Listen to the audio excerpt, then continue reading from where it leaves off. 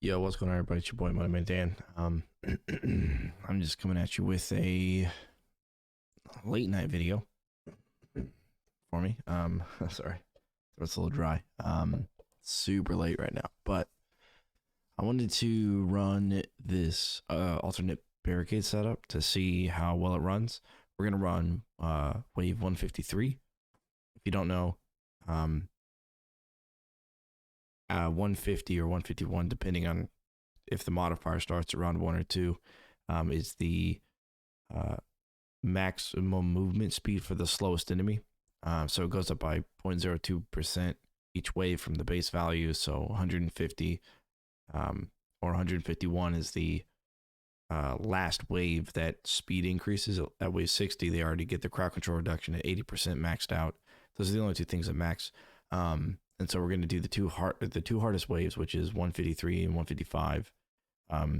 Every 8 waves from 153 and before, you get sappers, and then for the 155, you get fire elementals. One fire elemental, one fire lord, who can spawn into firelings and destroy barricades.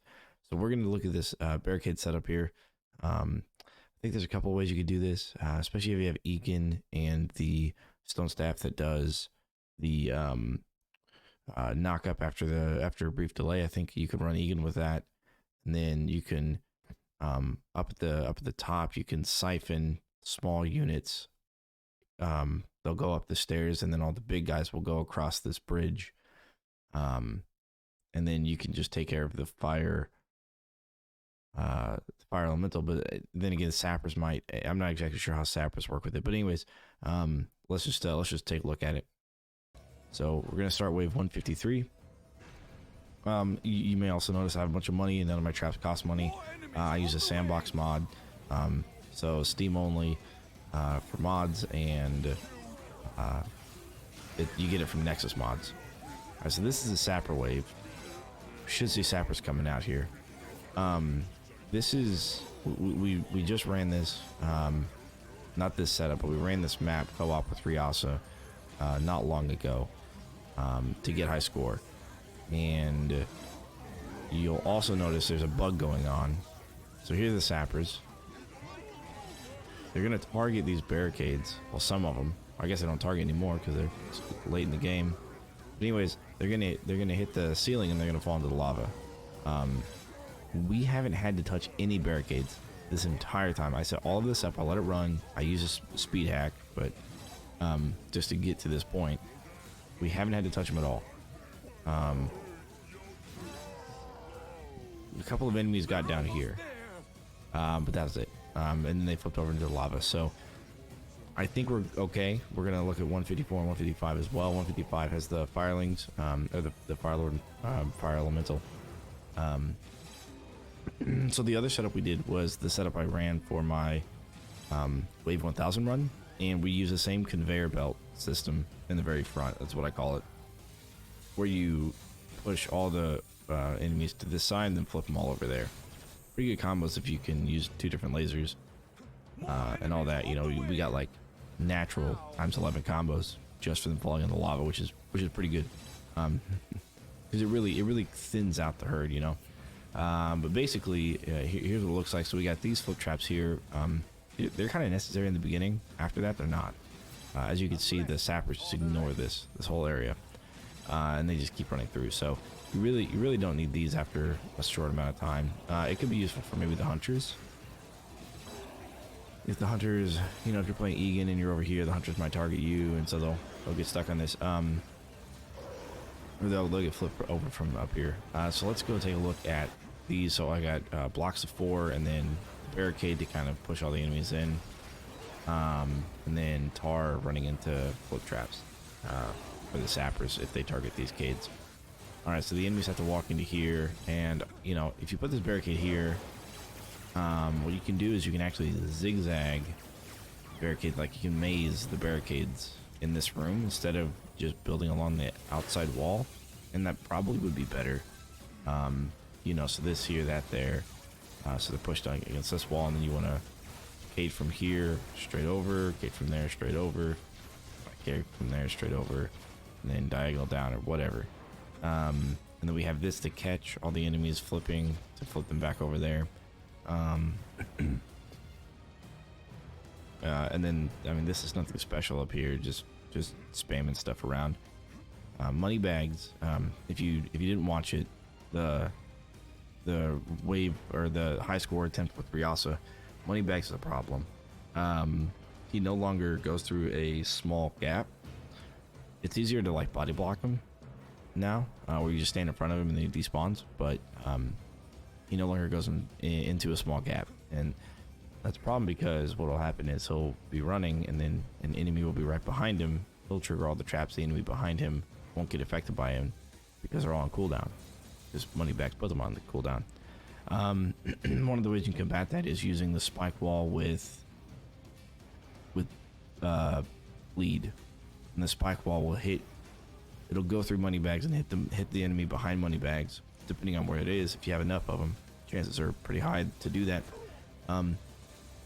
It'll hit money bag, or it'll go through money bags, hit the unit behind them, and knock them down, no matter what their size is. So that's probably the best way to deal with that.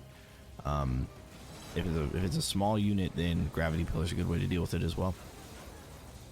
And you might notice there's some kind of a bug right now in the game, and you may, if you've seen the high score attempt, you'll notice this as well. The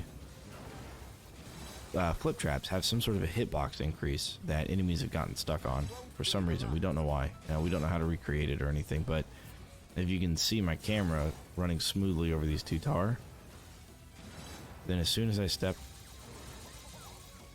I'm walking on these flip traps, the screen kind of bounces up and down a little bit, and it creates some sort of artificial hitbox that enemies get stuck on. No idea why it happens. I think it only happens... Well, I've only seen it happen to the sideways ones when enemies are walking into it facing sideways. So you may see some of that. Alright, here's 155. So we get like 2 TNT archers, 2 Null Grenadiers, Fireling, and a Fire Elemental. That's what we have to work with. And I'll kind of show you my idea of possibly siphoning out the small guys. I don't know how it'll handle sappers. They might still come up the stairs, these stairs. I think they're programmed to come up this way first, and if this is blocked, they'll go the other way.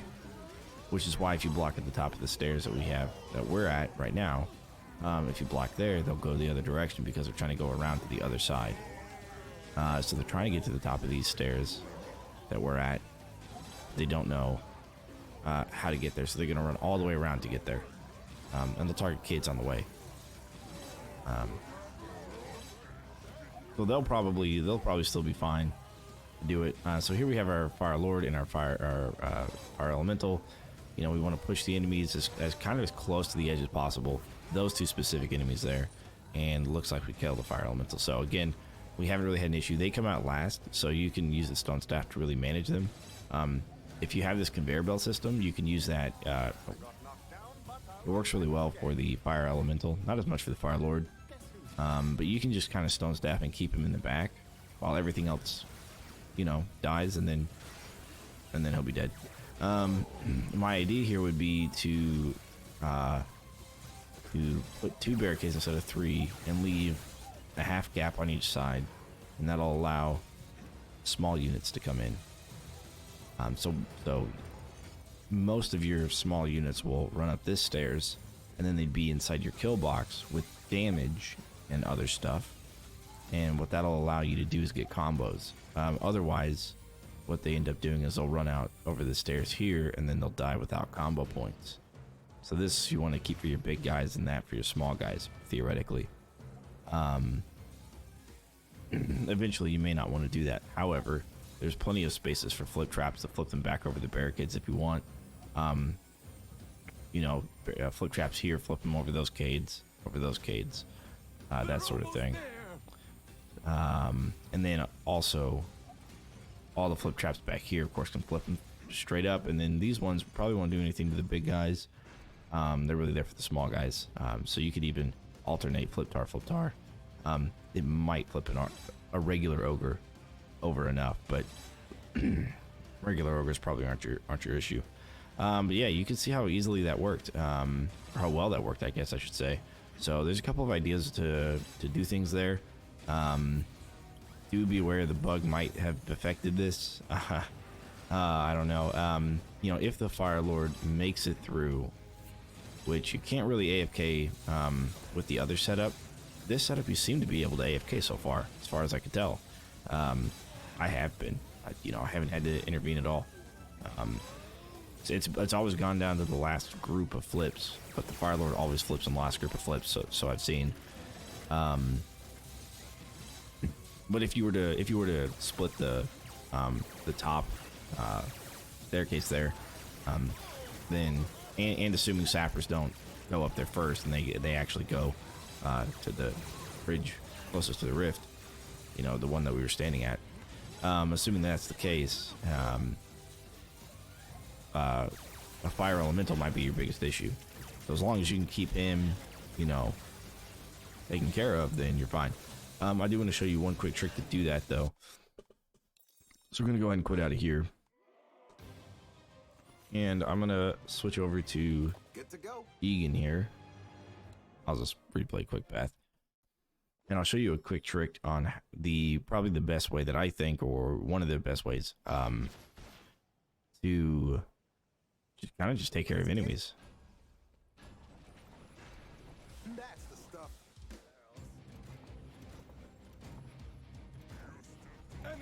Preparing to breach one of our gates. And we'll see that here in just a second. So if you do this and then you do a double slam, you're actually going to knock them up in the air quite well there, like that. Look at that, dude. Holy cow. So it knocks them up in the air like this, and then you do your ground slam, although I didn't make that one happen very well. Let's do this. There we go. Just knock that guy in. So if you do that for the earth elemental, that's huge. You just push him so far back. All right, we'll get these two guys. Check this out. Boom and boom. Okay. Well, the one guy went up. You get what I'm saying. You get what I'm saying. Right. There we go. Like that. So if you can do that a couple of times, you'll be able to get the fire elemental knocked over. I think Egan is absolutely astronomically good if you use that stone staff ground slam combo. It's pretty huge, and it'll save you a lot of trouble. You can do it with the sappers as well. It'll help out on those waves. But anyways, I just wanted to show you guys that Cade setup. Feel free to check out the 1000 wave thing. Again, the money bag trap won't work anymore, which is unfortunate, but I mean, it just requires you to not actually be AFK like we were while we were at work. It was playing and streaming live. So yeah, but I think that might be a better solution for solo, maybe. Getting later waves so you can get a higher score. This was the 100 wave. This is the 100 wave or the 1000 wave score right here. So that's like 58 hours. If you don't build for longevity and build for combo, you won't make it that far, but you might get to that point quicker. So anyways, this is one of my more favorite maps for some reason. I don't know why. I enjoy it so much, but it's pretty interesting. So if you have other ideas for the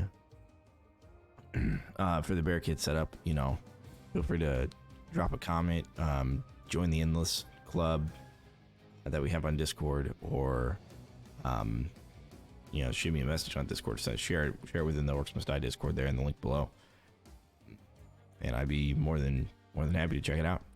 All right, cool. I will see you guys on the flip side. Deuces.